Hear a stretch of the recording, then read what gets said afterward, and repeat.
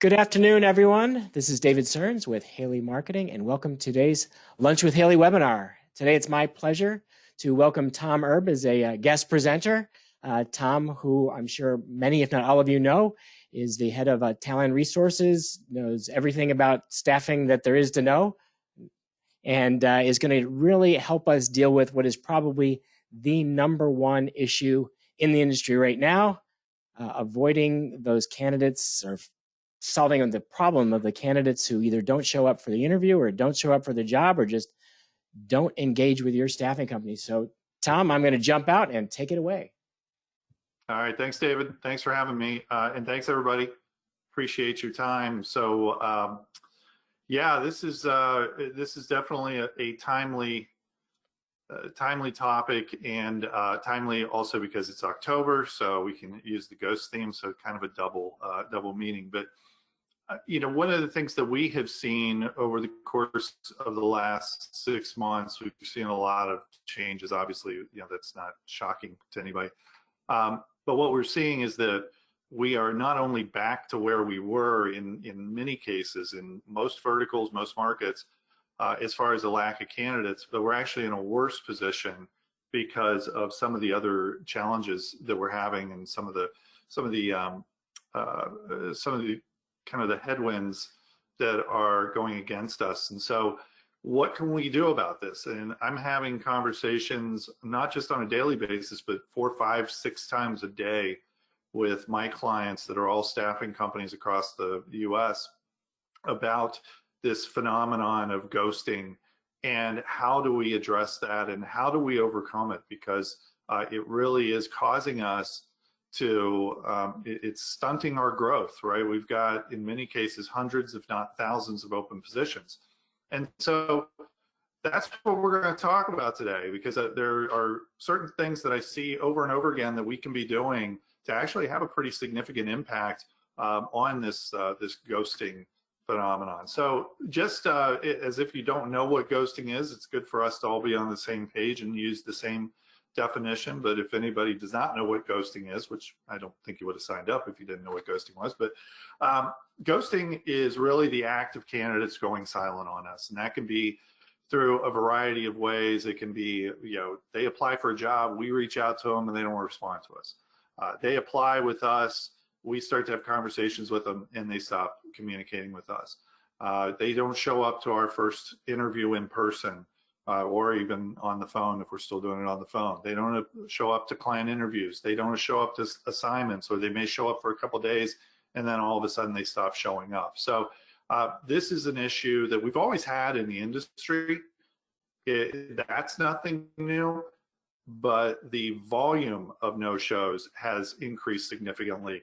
And there are a bunch of reasons for this, but we tend to focus as recruiters on external reasons. We tend to focus on why is it that the candidates are all of a sudden ghosting us. And so, you know, some of the reasons that I hear most frequently are the enhanced unemployment benefits are creating incentives to stay home, and that's absolutely true. We've had $600 for several months. That expired. There are now 21 states that still have $300. And so we are definitely seeing that is keeping people from coming back into the workforce. And sometimes we're seeing people who are starting the process, but then they stop. And that's when they're ghosting us because they realize, oops, I don't want to forfeit this amount. It just doesn't make sense for me to do it financially. The home-based schooling requirements. I'm not talking about homeschooling. I'm talking about the fact that most states are having at least some sort of a hybrid home and in-person, if not 100% home-based school. And that obviously is causing significant problems for many of us, quite frankly, but also for our employees and our candidates. And so that's causing an issue. And that's a really legitimate reason why we're seeing ghosting. And what's happening is we're having people that think they maybe can make arrangements for it, and they're unable to do that. And so they stop with the process. We've also had a lot of discussion around the fact that because we've gone remote so much, and in many cases, we are doing most, if not all of the process with candidates remotely through video, through phone, and not in person, that in some ways there's less of a commitment and it seems less formal to the candidate. And because of that, in many cases, they end up ghosting us. They stop the process. They stop communicating with us. It just makes it easier to do that. And then we hear this all the time. It's, candidates are unmotivated, they're unreliable, they're disrespectful. Boy, they just don't make candidates the way they used to. Boy, this new generation. We have all these things where we think that's different. I would say the first three are really legitimate reasons. The fourth one, I've been doing this for 26 years now. We've always had that issue. And I don't see that it's any worse now than it is before. People do communicate differently now, obviously, because of the technology and the preference to use texting and other types of communication. And so there may be some communication differences to that, but it's the same kind of issue that we've had. So these are legitimate reasons why people are ghosting us, and it's absolutely true. But it's not the whole story. It's only half of the puzzle. The other piece of it too, and the reasons that they're really ghosting us are mostly in our responsibility and in our control. And yes, we've got all of these issues back here, but everybody has these issues. Every single company across the country is dealing with these same issues. What we do have control over is why we are having them ghost us and how we can minimize that. And that's what we really have to focus on. And I'm going to talk about some things that I've already seen it. I've had these discussions where we're getting ghosted, we can't do anything, we're trying everything. And then I start to talk about some of these things and they go, oh, we can't do that. I want you to keep an open mind about what we're talking about, because we have to go out of our comfort zone and we have to change the way that we do things.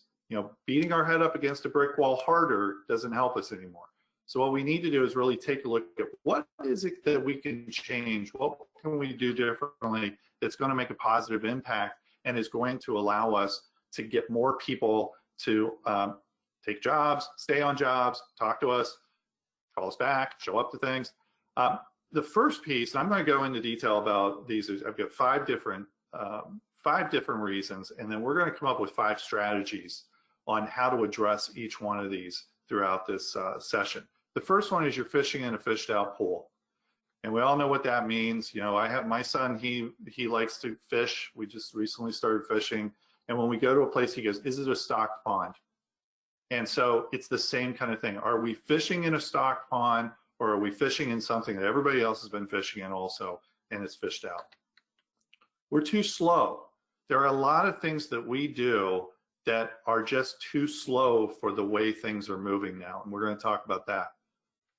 We sometimes, and in many cases we don't realize it, we make it too hard to work with us. Sometimes that's our requirements and that's the way that we do business. Sometimes it is trying to do what our clients want us to do and what their requirements are. Regardless, doesn't matter. We are too hard to work with, and when we're too hard to work with, they move on to the next company. In many cases, the opportunity that you're pitching just isn't that great. And so we're going to talk about that as well. Is if I'm offering something that really doesn't sound all that great to a candidate, what are they going to do? They may take it because that's what they've got now, but they're going to continue to look, and they're going to continue to try and find something that is a better opportunity for them. And then lastly, and I'm sure you're all wonderful people, I don't mean this personally, nothing personal, but they don't like you.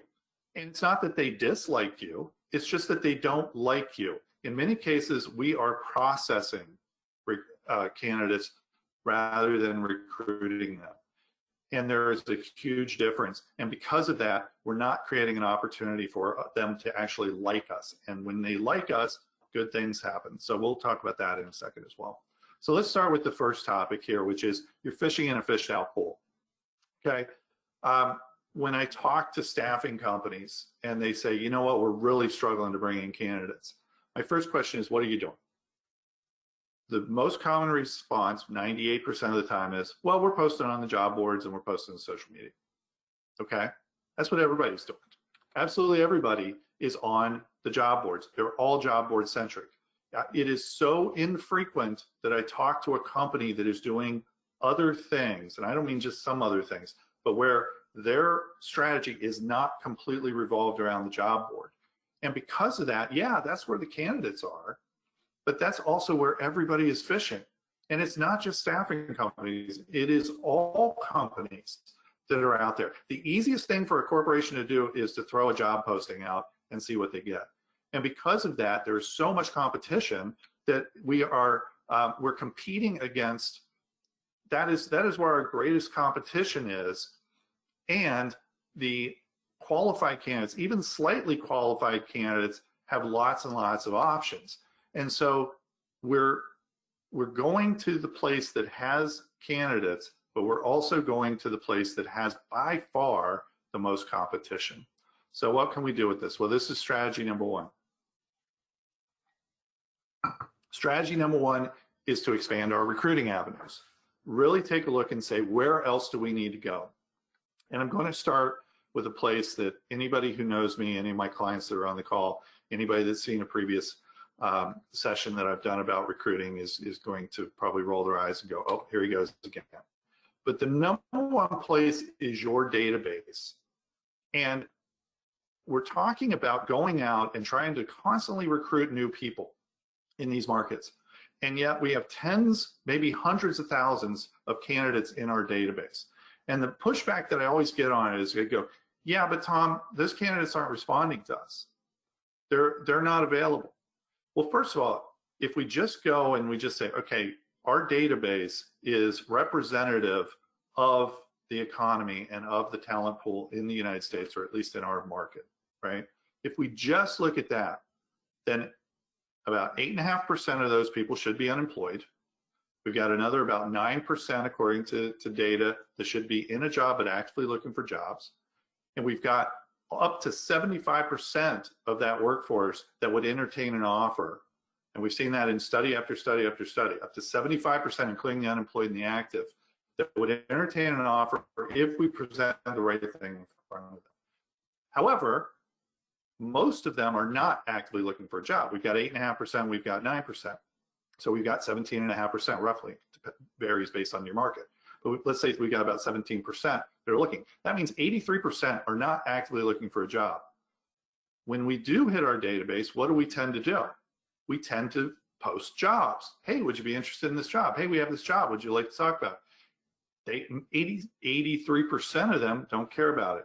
So we have to provide them with other types of resources, other types of information. We need to engage them in a different way, and got whole other sessions that talk about this. But the point is, the database is the number one place that we should be going to. We got to stop discounting our database and keep putting extra high value on people walking through our door that day. So that's the number one. Employee referrals, we talk about it all the time. In the 25 plus years I've been in the industry, we've always talked about employee referrals are the best ways to get good candidates. Very few companies have a set, really strong marketing plan around employee referrals. And I'm not talking about, well, we offer $50 for a referral. I'm talking about actually have an employee referral strategy and process that they go through, that they put as much or more effort as they do into managing their job boards. Website SEO, and just the website in general, driving people to the website. How do we do that? Because not everybody's going to the job boards. Other people are doing Google searches and they're doing all sorts of other things. David could talk all about that. I'm sure they've got complete sessions on that. Grassroots recruiting. If grassroots recruiting is basically old school recruiting, it is what I like to refer to as if the internet went down today and forever, what would we do to recruit? Well, we'd go back to boots on the ground. We'd be doing grassroots recruiting, and we can do that all sorts of different ways out there, and I won't go into much detail for the sake of time.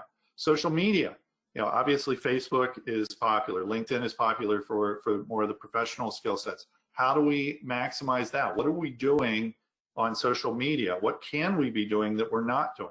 And just posting jobs out on social media is just the tip of the iceberg as far as what we can be doing to engage candidates. Obviously, job boards should be part of this strategy. I'm not saying we get away from job boards, but it can't be our entire strategy. So we need to have that, but let's say, how do we incorporate job boards as just part of our strategy and not be so dependent on it. Networking.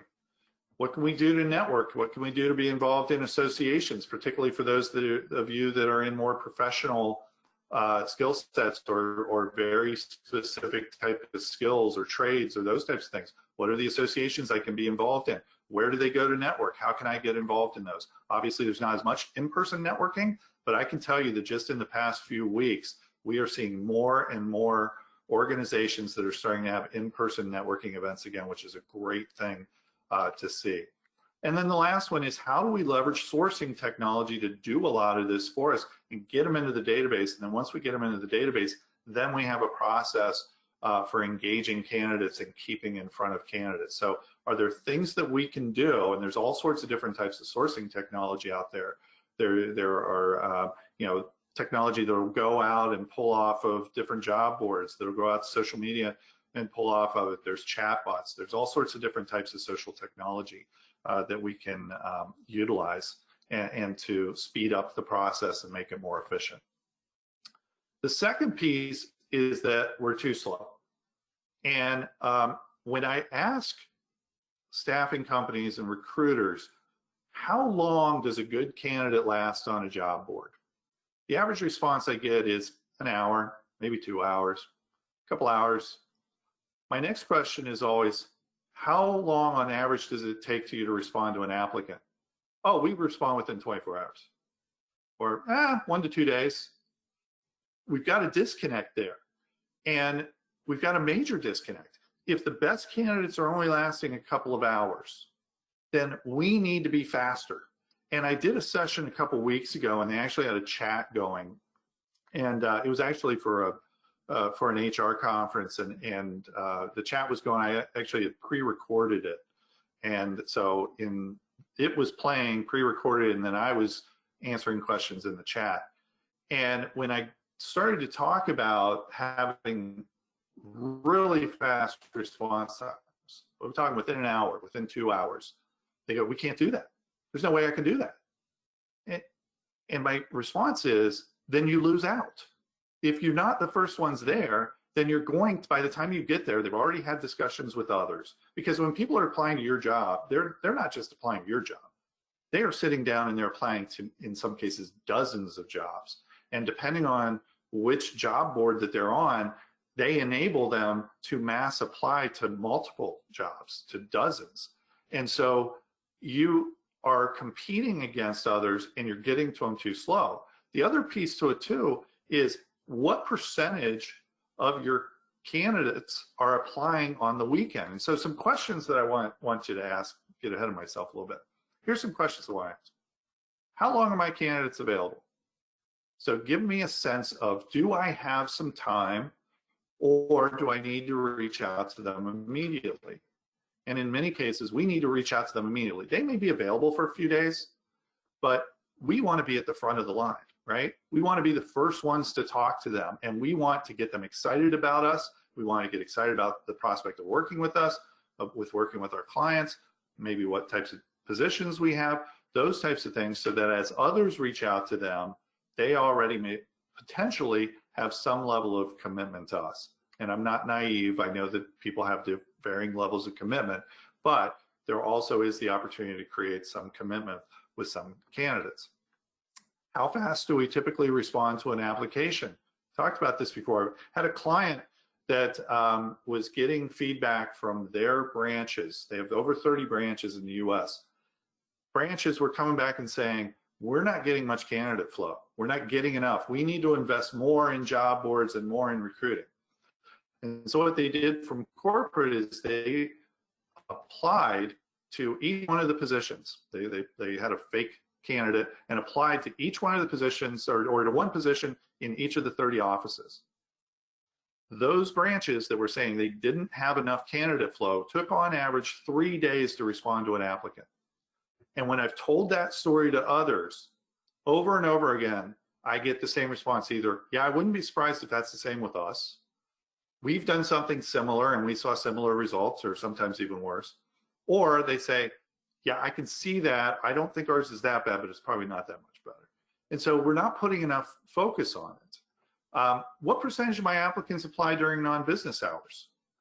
So if we've got a large percentage applying on evenings and weekends, what are we doing about it? Are we just waiting until the next morning to take care of it? Are we waiting if they apply on a Friday night? Are we waiting until Monday morning, which, by the way, usually we've got a lot of things going on a Monday morning, so it's taking us a while to get to them. We're not usually getting to them at 8 o'clock in the morning. So what are we doing with that? And are we losing out on opportunities to engage those candidates more quickly? And then who is truly responsible in my organization for responding rapidly to all applicants? And if the answer is everybody, then your real answer is nobody, because you can't throw it out to everybody to be responsible for it. Nobody is going to take responsibility for it. Or you may occasionally in organizations have somebody that does on their own, but that's the exception, not the norm. So, and then lastly is, do I have actual KPIs, key performance indicators, metrics around applicant response time, and how am I able to track that in my ATS, or if I need to do it manually in a lot of cases, how do I do that? And am I doing it effectively? So that brings up strategy number 2, get there first. How do we get there first? Because if we get there first, we can get them in first, we can get them through the process, we can engage them, and we have a much better chance of actually getting them placed and working for us. So the first thing is assign responsibility. Assign responsibility of who is going to be accountable to reaching out to all candidates and in what period of time. So we want to take a look at different types of metrics, and just some of the metrics that we can look at is application response time. You know, with many of my clients, we've implemented 2-hour response time. And once we get to 2 hours, then we try and trim it down to 1 hour. And we create processes where we're actually doing that. Phone screen to submittal. From the time that I have my initial conversation with them to the time I'm able to submit them to a position, how long is it taking me, and what can I do to speed that up? Because the longer it takes, the more likely I am for that person to go somewhere else. And application to assignment starts. So from the time they apply to the time they actually start on an assignment, how long does that take? And how are we measuring that? And how are we shrinking that over and over again? So those are just some of the metrics that you want to take a look at. Also, you want to consider off hours coverage for faster response times. And I'm not, people right now on the call are going, oh no, he's telling me to work overtime and work weekends. I'm not saying that. What I'm saying is you've got to create as a company, if you have a large percentage or even a decent percentage of your candidates applying on evenings and weekends, it just goes to reason that if you can get to them on evenings and weekends, then you are going to have a significant advantage over your competition. And I can tell you that it's less than 2% of staffing companies that I talk to actually have not only people that are responding to applicants on evenings and weekends, but where that is their chief responsibility, and they actually have a process around it and they're tracking it. In many cases, we have people that are on call, or they're they may be working different hours, but usually responding to applicants is not their primary responsibility. Figure out what steps you can eliminate as well. So what are some steps that are unnecessary that can cause you to, or that can enable you to be faster in the process? And then lastly, how do we utilize technology such as chatbots, just even simple things like automatic replies, scheduling software? How can we do that to engage the candidate quickly and to get the process rolling? So what can we do on that? Number 3, we're too hard to work with many times. We have lots of different hurdles that we make people jump over. So, some of the common hoops and hurdles that staffing firms put new candidates through are long applications. And I'm talking in some cases really long. But anything over certainly 10 fields is considered long anymore. I would even argue that 5 fields and a resume is about what you want. We'll talk about that in a second. Non-mobile applications. How many times do we see that there are applications that people can't fill out on their phone? And we see the stats that over half of candidates now are applying to jobs over the phone. The numbers are something like over 80% of applicants, of job seekers look for jobs on the phone, on their mobile device. So we need to make sure that it's mobile. Requiring resumes for unskilled positions. And I know different people have different reasons for it, but even if you've had reasons in the past for it, you may want to reevaluate that. If you are in light industrial, you have relatively unskilled positions, then give them the option, because hopefully if they upload their resume, that makes it easier for them down the road as far as filling out the applications and filling out additional information and paperwork. And then another mistake that I see commonly is onboarding documentation being sent out too early in the process. And so if what you're finding is that this person has applied to a job through a job board, let's say, or through social media, you reach out to them, the first phone call, you say, okay, I'm going to send you back. Here's what I want you to do. Yes, I know you applied through a job board, but that's not our application. I need you to go to our website. I'm going to send you a link and you fill out all this stuff. And then later on, I'm going to send you this onboarding documentation. You got to fill out all this stuff. The really good in-demand candidates are going to think twice about that, if they think twice about it, and they're going to go move on to the next one that's easier to do. The important piece right now is get people in our system, get them interested in working with us. Create demand for the opportunities that you have, and then they'll be much more willing to fill out the paperwork that you need them to fill out. So, and then other screening requirements as well. You know, what other screening requirements do you require people to do that maybe at one point made sense, but right now it doesn't make sense for them to do? So take a look at that and see what you can do to streamline it. So strategy number 3 is to make it as easy as possible, right? We want to simplify things. We want to take things off of the candidate's plate and put it on our plate right now. And I know that the trend over the years has been to see, oh, well, if they fill it out, that's less stuff that I have to. And, you know, that made sense. But now it makes sense to get them in as fast as possible so they don't start ghosting us. They don't start just falling off during the application process, particularly when we send them back to fill out a long application. So first thing, simplify the application. The closer you can get it down to 5 fields plus a resume, the better. If you need to go more than that, that's fine, but the minimal amount of information that you need to make a determination that yes, they are an applicant that could be qualified and are worth doing a pre-screen on. That's what we want. Hold off on the onboarding paperwork until you are ready to move forward with them as an employee, and once you have created some demand and interest from that candidate where they want to work with you, then they'll fill out your onboarding paperwork. Make sure your application and your onboarding are both mobile optimized. And then eliminate any unnecessary steps and requirements. Get rid of all that stuff. It's always good to keep going back and looking at what we're doing today. Do we still need to be doing? We did it before, you know, because of whatever. And then lastly, a lot of the stuff that we end up throwing in front of the candidate or making the candidate jump through hoops for is driven by our clients. So we need to constantly be educating our clients that you are hurting yourself. You are not getting the best candidates because of this, because the best candidates have all sorts of choices. And when we present them with your job and then we say, well, you got to do this and this and this and this, the response that they have is what? What else have you got? And so we need to educate them. We need to keep pushing them. It's in their best interest for us to educate them. And then we need to prioritize our clients based on how simple they make it. And we don't have to do a whole lot of prioritization because our candidates are really going to prioritize the clients for us, because they're going to ask, well, what else you got? Boy, that seems like a lot of work. I don't know that I want to do that. So, number 4, I hate to break it to you, but your opportunity isn't that great. In fact, it probably stinks in a lot of cases.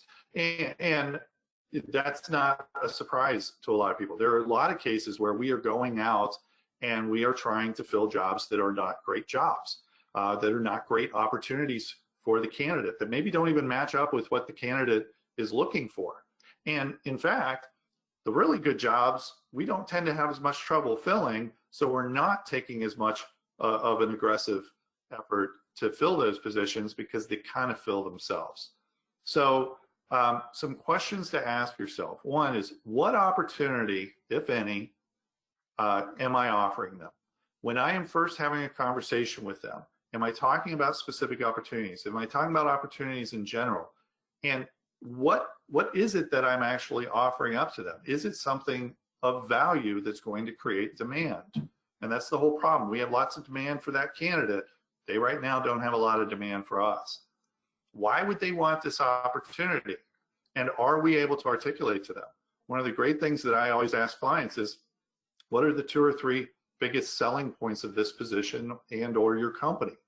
And if they're not able to articulate it, we certainly aren't going to be able to articulate it to our candidates. So we have to be honest and ask ourselves, why I'm offering this up? Why would they want to do this? Is this something we want to do? Is it pay? Is it location? Is it the job? Is it the company? Is it the benefits? Is it because it's a cool place to work? Because it's a cool industry to be in? You know, what are the reasons for that? How does it compare to other offers that they are likely receiving? So, you know, if we're going out there and offering something at $22 an hour and the industry is at $25 an hour, it's going to take an awful lot to overcome that pay. Little amounts in pay, depending on the level that it's at, you can overcome with other things. Really low level, more entry level, it's harder to do that. We all talk about, well, people will move for a quarter. Well, if we're not market competitive, we're going to have an uphill battle. And they may accept it, but they don't end up showing up on the first day because they kept looking and they kept listening to recruiters. And recruiters don't stop recruiting them once they've accepted a job with us or one of our clients. How does it match up to what they want? Did we even ask them what they want? Or did we just go out and say, I have a job, do you want it? Because that's what we tend to do. And ultimately, what is their motivation for taking the next step with you? So we have to think about why wouldn't they ghost us, right? Why is it that they're going to take their time and effort to do what we're asking them to do next? Whether that is fill out paperwork, come in the office, take a drug screen, interview with our clients, whatever it is, what is their motivation? Why is there demand on their side for this position? What is getting them excited about it? So strategy number 4 is to prioritize our most sellable jobs. What we need to be doing is going out, identifying what are the best jobs that we have, going out and selling those. We should be placing people in those first. And then if they don't like that, then we have the other jobs to look at. So we need to take a look at certain things. First of all, is our compensation competitive or above market? Right now, if you've got clients that are not willing to be market competitive, then they need to drop down the priority list, unless there are a variety of other reasons why they should be a priority. But it is extremely hard for us right now to overcome a difference in compensation, particularly if it's significant, unless there are other very sellable things. You know, they're on a bus line, they're in a location that is really desirable for that candidate. They are, you know, it's a well-known company that maybe doesn't pay as well, but people really want to work at. Those are the types of things that can overcome that. Otherwise, it's very hard for us. It's a real uphill battle for us to get people to go on those jobs. Is the company or the position attractive and sellable? What is it that we can go out and sell? Why should they be interested in this? Why should they get excited about this? How many steps are in the process? And is the client willing to be flexible on that? Do we think we can go back and have a conversation with that client and say, this is not in your best interest, you are losing good candidates because of this? Does the client have reasonable expectations for the skills and experience that they're looking for? You know, do we put people through the process who are fully qualified only to get turned down for unrealistic reasons? Are they responsive to candidate submissions and scheduling interviews? This is a pain for us, but it also causes real issues with the candidates, because if the candidates go through this process and you submit them to a position, if you're trying to schedule an interview and the client is ghosting them, and in many cases the client's ghosting us and we're ghosting the candidate because we don't have information on it, then it's no wonder they're going to turn around and they're going to disappear on us. And in a similar vein, does the client provide immediate feedback once that person's gone through the process?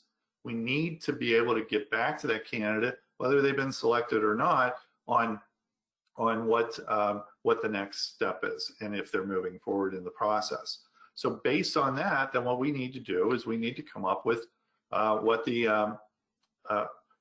who are the most sellable clients and who are the most sellable orders, and that's what we need to be leading with. We can always offer them the other positions if they don't want the ones that we have. Last one, and again, I don't mean this personal. I'm sure they will like you once they get to know you. But what I see over and over again is we do not take the time to create demand and to create an experience where the candidate is excited and they want to work with us. There's a huge difference between having a job, offering them a position that they can do and that maybe they even accept, and them really, really wanting to work with us. And so it's not that they dislike you, it's just that we haven't created an environment where they like us, okay? So we need to ask ourselves some questions. Am I recruiting candidates or am I processing them? The vast majority of the staffing industry processes candidates. The difference is that processing, that candidate gets about the same feeling that we get when we get to the Bureau of Motor Vehicles and get our new card, our new driver's license. That's the excitement level that in many cases they have. If we're processing them, we're just going through the motions. And I've sat in offices and listened to people call candidates, watch them interview candidates, go based off of a script, which scripts are fine as long as you're not, if you memorize the script, that's fine. If you're reading off a script, it comes across as very monotone. It comes across that you don't care. We're certainly not trying to create rapport and create some sort of a relationship. And so think about it.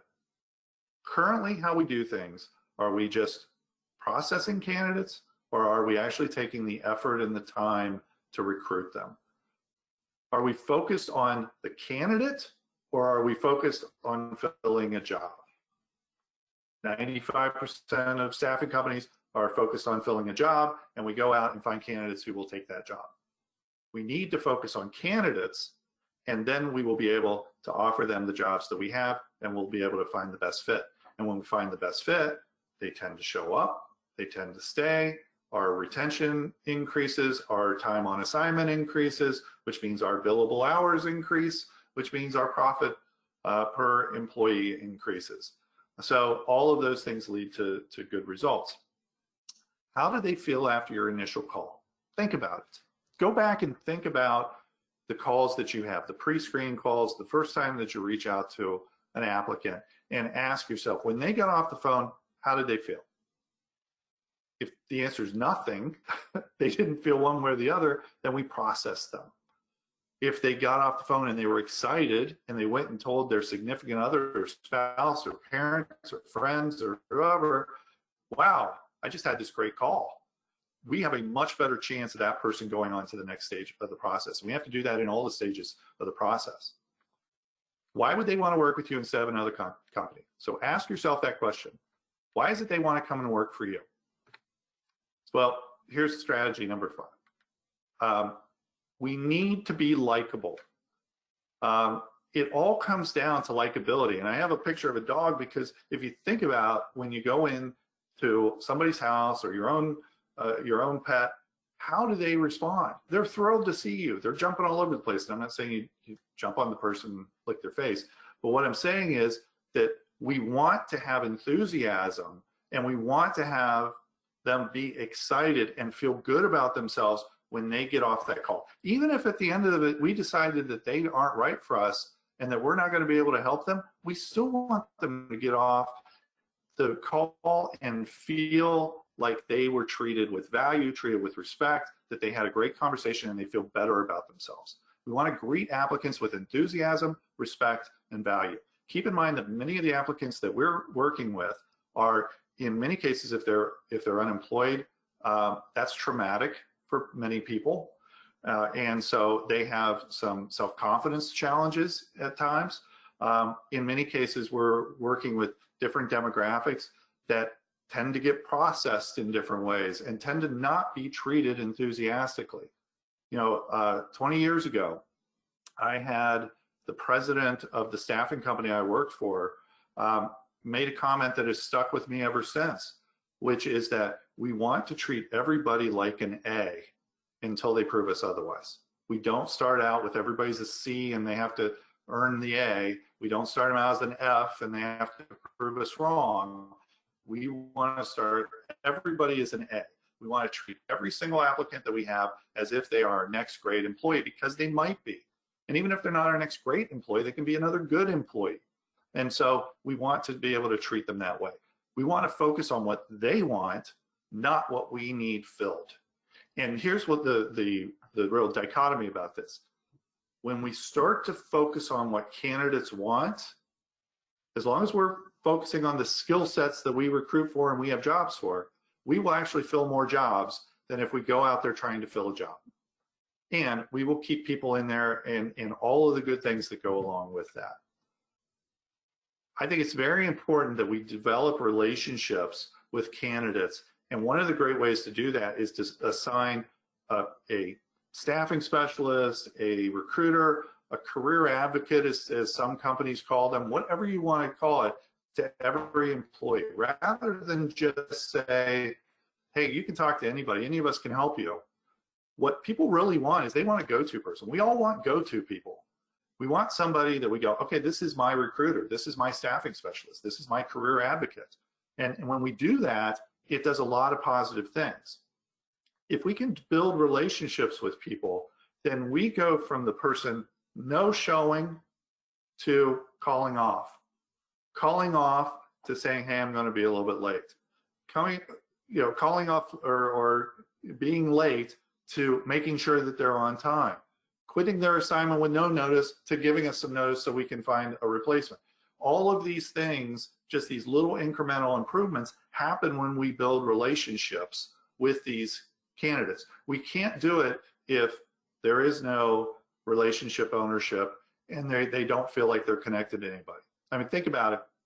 If you've got a candidate and maybe they had a long night the night before, they wake up in the morning, or maybe they just don't feel like going to work or whatever it is, how are they going to feel if they're just calling into a voicemail? They don't have a relationship with anybody at your company and they're just calling off. It's not going to bother them, right? But what if they have to call you or somebody in your organization specific that they've developed a relationship with? Now they're going to be potentially letting this person down, and they're going to think twice about it. And not everybody's going to do this, but more people than not are actually going to have that sense of loyalty and that sense of responsibility because they have a specific person in your organization. They're not just calling into a voicemail of, it's just this staffing company that I work with. I don't even know anybody over there. We want to make every single interaction positive and memorable.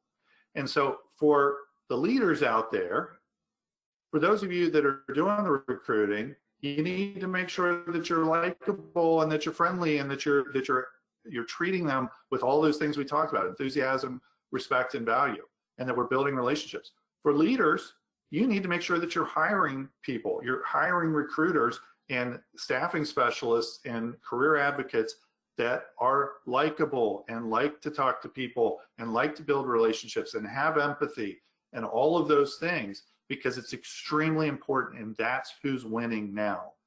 And it's amazing how often we take a look at the profiles of what staffing firms hire for, and likability and friendliness and empathy are not things that we place a lot of value on. But that's the most critical piece right now. So I've gone through this. I'm going to kind of wrap up here, and we'll leave 10 minutes or so, 10, 15 minutes for questions. So it boils down to 5 strategies. And we want to make sure that we are addressing each of these. And some of these take us out of our comfort zone. Some of these require a lot of effort, and they require a lot of focus, and they require changes to the way that we do things. And we can say, well, that's really hard. But what's really hard right now is people not showing up to our jobs and people not showing up to our interviews. So what we're already doing is hard. What we need to do is to make changes to make it less hard. And is all this stuff going to get rid of no-shows? Absolutely not. We're going to continue to have no-shows. We're going to continue to have people ghost us. But what it can do is it can significantly reduce the amount. It allows us to control what we have control over and to optimize people that are coming through the door, as well as the candidates that have already come through the door. So remember to expand your recruiting avenues, get there first, make it easy to work with your company, prioritize your most sellable jobs, and be likable. And so with that, I'm going to turn it back over to David. We'll open it up for questions. Hopefully people have some questions, and we'll go from there. Awesome. Wow, great stuff, Tom. David? Thank you very much. And we do have some questions that have come in. And I wrote down a few more that I had along the way. So we'll just go through them in the order that things have come in. So going back to the beginning of the presentation, Blake asks that you referenced using your internal database. Do you have any recommendations on the best way to connect with people, given how often people change email addresses and phone numbers in this age? Well, yeah, I mean, that's just, it's just a reality that we deal with. People tend to change phone numbers more frequently than emails. We've seen studies out there about that people tend to hold on to emails much longer. I was at a conference one time where there were 500 people in the audience, and he said, how many of you have the same phone number that you had 5 years ago? And a handful of people raised their hand. How many of you have the same email that you had 5 years ago, personal email that you had 5 years ago? Everybody raised their hand. So emails tend to be a little more static than phone calls are, or phone numbers are. However, a lot of candidates have shifted away from emails too. So you have that piece as well. You got to reach out to them through social media, through other avenues.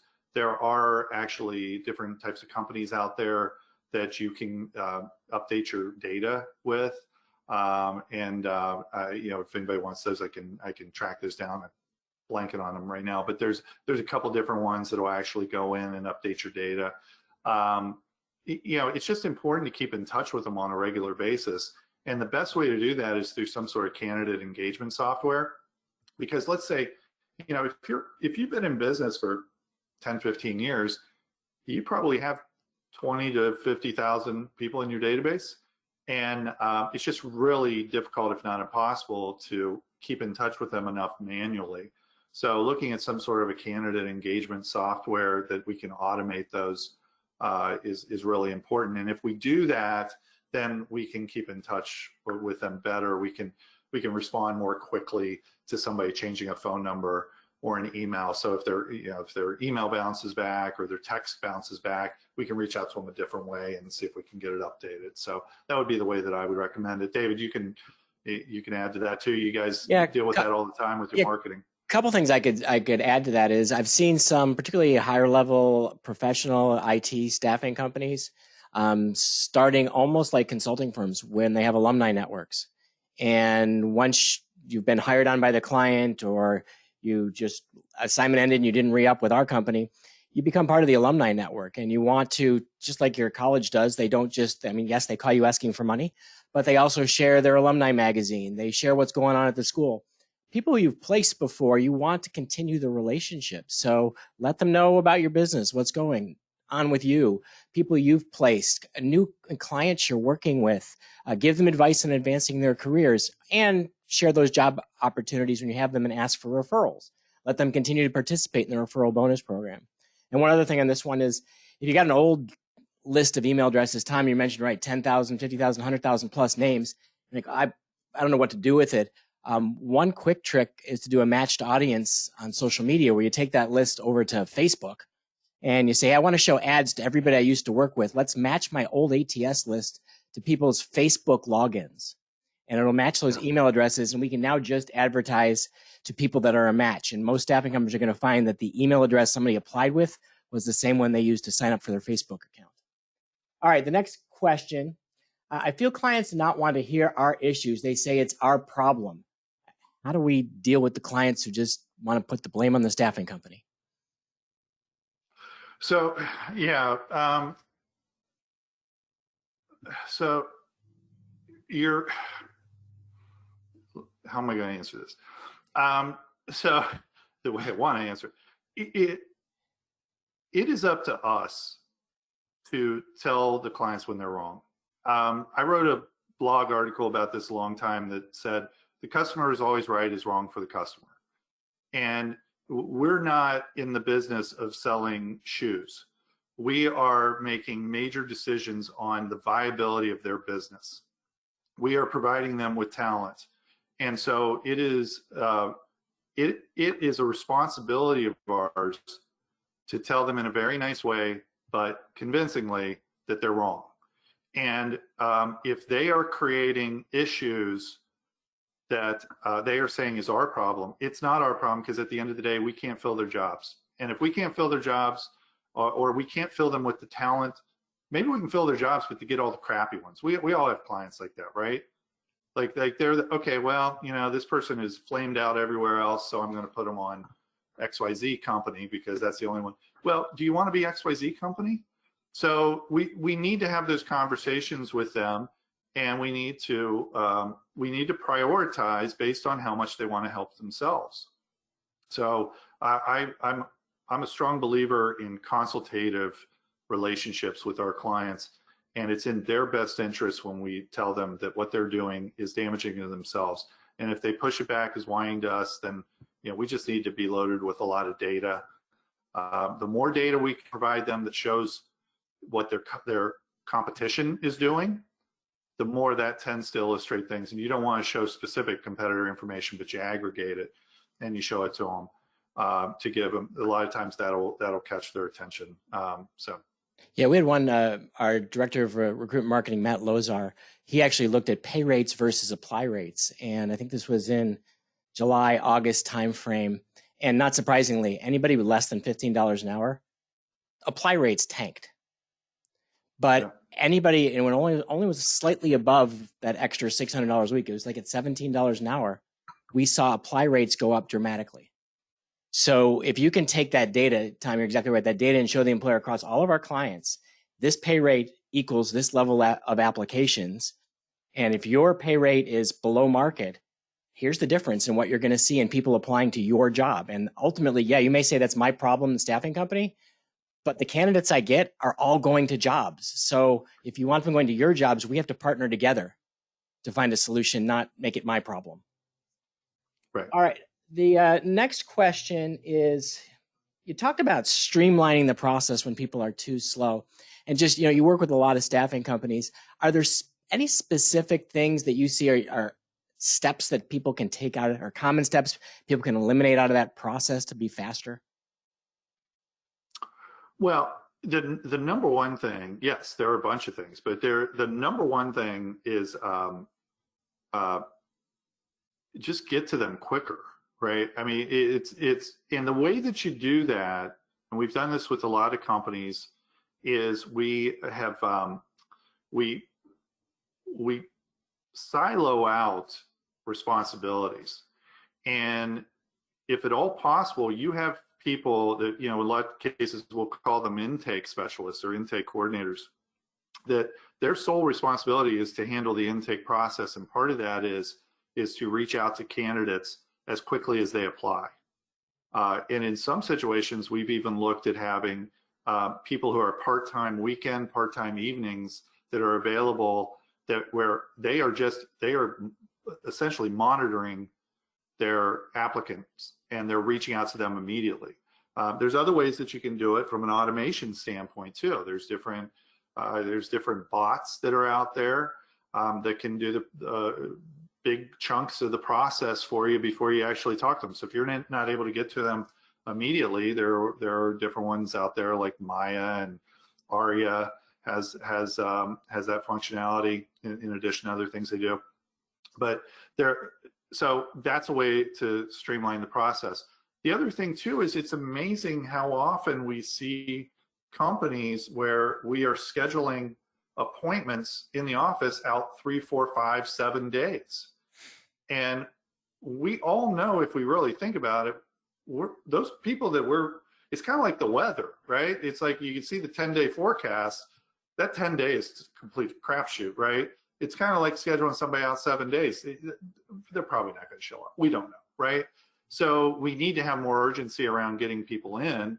And so those are just a couple of the things. But take a look at what are all the different hoops that we go through, all the different steps of the process, and how can we speed that up? How can we use technology? You know, one of the quick things I'll say, because I know we have other questions, just a quick, simple thing that works really well is when an applicant applies, we reach out to them via phone. If you don't get hold of them, shoot them a text and give them a link to the recruiter's calendar and say, I wasn't able to get hold of you, but here's a link. We're going to try again. But in the meantime, if you want to schedule something, schedule it, or call us right back and we'll take care of you immediately. How do we make it easier and faster? It's amazing. You know, 10 years ago, nobody wanted self-service. Nowadays, everybody wants self-service, right? I don't want to talk to a live human being. So I want to be able to do it. It's amazing how many people will not respond to your phone call, your text, your email. But if you put in one of those things, a link to your calendar, they'll sign up for 10, 15 minutes. Totally agree. I think this is the Amazon culture, right? It used to be it was acceptable to get something in 2 days. Then it was a 1 day, and I think Amazon's drones are now looking at 30 minutes. And right. Yes. we've all been trained that if it's not instantaneous, I'm on to the next thing. And so you talk about people scheduling out 3 days, 5 days, 7 days. That's an eternity to people today, especially if they're spending their time job searching now, which is a painful process to them. How do you add that instant gratification? And if a recruiter's not available to take the call, you know, Tom, you mentioned, can I use a bot? Can I have a video we send out to people that is, I'm sorry, nobody's available, but I wanted to at least introduce you to our firm and what it'll be like working with us. Something to give them that instant gratification. Anna asked if we could back up a slide and where you had to recap the list of the top 5 strategies one more time. Yep. There you go, Anna. All right, and while those are up, one of the things you mentioned under the opportunity isn't great is to really focus on that highest paying job. I'm a fan of that as well, because this is, you know, this is like a marketing 101 thing is you focus on your most marketable product. But I've had pushback from staffing companies saying, I don't want to set expectations that all of our jobs are at this pay rate or with this kind of employer. How do you tell your clients to deal with the fact that, yes, every job isn't necessarily the highest paying? Well, yeah, I mean, so I think what we need to do, first of all, it's the most attractive jobs are not always the highest paying jobs. It kind of depends on what your vertical is too, right? You know, it's you know, there's a big difference between a warehouse worker, you know, dollar difference in pay for a warehouse worker versus a developer. So a lot of that depends. You will find at the lower, more unskilled, semi-skilled positions, commercial staffing, that pay really does matter quite a bit. I think you still lead with the best opportunities, and it's you're reaching out. Listen, that person, the best jobs that you have, a great exercise to do is go through and take some of the things that that I mentioned as far as evaluating your positions and assigning A, B, and C to all of them. What are they? A, B, and C priority, and then you work with those companies that are falling into the C's to try and get them to be A's and B's. But if we could fill the A's first, there's nothing wrong with that. Those people are going to stay on that job longer. By the way, the higher pay rate, we tend to get the higher margin too, because our margin is based on a percentage of our pay rate. So they tend to be more profitable. There tend to be other things that go along with this. And listen, I understand that there are key clients that you need to that you need to service and all that. And sometimes they're not the highest pay. But I still think that you got to lead with what the selling points are. And if the selling point of a position is it pays really, really well, then I'm going to lead with that. Awesome. Thanks. Okay, we got one final question. For companies that are using social media platforms like Facebook, Instagram, Pinterest to market their agencies and job postings, Would it be recommended to have someone on staff that focuses on key points from SEO? And are there any strategies for social media marketing that could assist with standing out from competing staffing companies? What's your take on that? I will defer to you. Well, Dustin, that's a perfect question for you, not me. It is, but it was asked there, so I wanted to address it. Is one, if you're using social media, Tom mentioned it early on. Don't be only about job advertising. It's that engage people. That is not a fished out pond. Whether you're in just Facebook sharing from your company page, whether you're getting all of your employees to share content, that employee engagement gets much more response. Whether you're sharing jobs in groups, how do I engage and how do I build relationships with the people in those groups, with the individuals who I'm connected to? So I want to share jobs. If I want to stand out from other staffing companies, go through Tom's list. How do I show people that we're not going to be slow? How do I show them what our process is going to be like? How do I answer the questions that they have about finding a job or working with a staffing company? Or why do I choose ABC staffing versus XYZ staffing? How do I demonstrate to them that we're easy to work with? How do I show off those great opportunities or what we're going to do to fight for the candidate to get them the job they want? How we really represent, we have our career advocates that work on staff. How do you become more likable and be more human? So we're not just corporate, show that we're putting the candidate first. And if you sat down with your recruiters and you brainstormed all of the points you see on screen that Tom has made today and say, how do we differ in these areas? That becomes the content for your social posts. Whether you're writing blog posts, you're creating videos, you're making graphics, that's the stuff that's going to engage people because you're addressing their interests, their concerns. So I'm stealing all your stuff, Tom, to answer the question. That was great. All right. If you wouldn't mind just bringing up the final slide with the next events. I want to thank Tom so much for taking time to join us today. This was a fantastic presentation. This, like all Lunch with Haley events, has been recorded. So if you want to watch it again, please visit lunchwithhaley.com and check out the on-demand webinar section. And I hope you can join us later this month. We've got a couple of events coming up in October. So in just a couple of weeks, we're going to be doing a show and tell session. So we've asked our project managers, our digital marketing team, our creative team to come up with the favorite projects they've worked on in the past year. And we'll be doing some show and tell of some of our favorite work. And then we're going to be taking a deeper dive on the product side into our recruitment marketing services, kind of builds on what we talked today. And we'll be looking at specific things that Haley Marketing does to help you address the 4 pillars of your recruitment marketing. So Tom, thank you again very much. And from all of us at Haley Marketing Group, thank you so much for being part of today's Lunch with Haley event. Thanks, Dave.